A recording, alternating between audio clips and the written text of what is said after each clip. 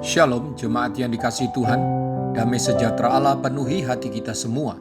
Roh Kudus menghibur dan menolong.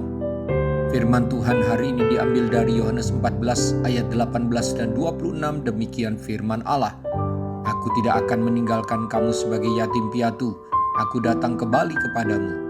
Tetapi penghibur, yaitu Roh Kudus, yang akan diutus oleh Bapa dalam namaku, Dialah yang akan mengajarkan segala sesuatu kepadamu dan akan mengingatkan kamu akan semua yang telah kukatakan kepadamu.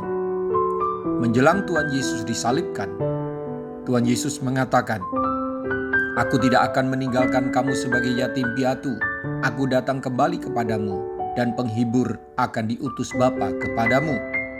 Tuhan Yesus sangat paham apa yang dirasakan dan apa yang dibutuhkan para rasul serta para murid lainnya.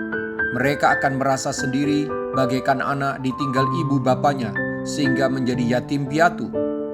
Tuhan Yesus, guru mereka, akan menyerahkan nyawanya sehingga para rasul dan murid-murid lainnya tidak akan bebas lagi menemui Tuhan Yesus, dan mereka pasti akan sangat berduka seolah-olah Tuhan tidak lagi bersama mereka.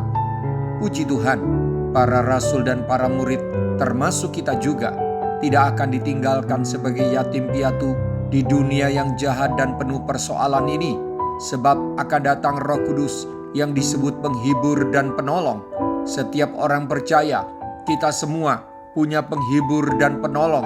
Roh Kudus bukan hanya menyertai kita dan tinggal di dalam kita, tetapi juga menghibur dan menolong kita saat menghadapi masalah dalam kehidupan, sakit penyakit, kemiskinan, dan bencana.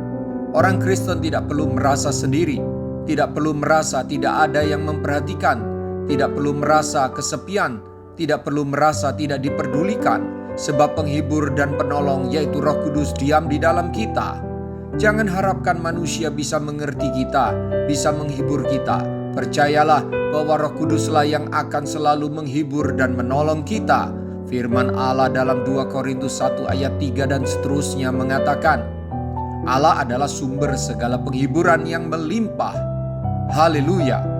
Alami lebih lagi kehadiran Roh Kudus sebagai penolong dan penghibur, serta yang mengingatkan dan meyakinkan kita akan janji Bapa, khususnya di masa yang sulit seperti yang dialami banyak orang pada hari-hari ini karena pandemi belum juga reda. Terimalah dengan iman janji Bapa melalui Yesus Kristus bahwa penghibur dan penolong itu diam di dalam kita.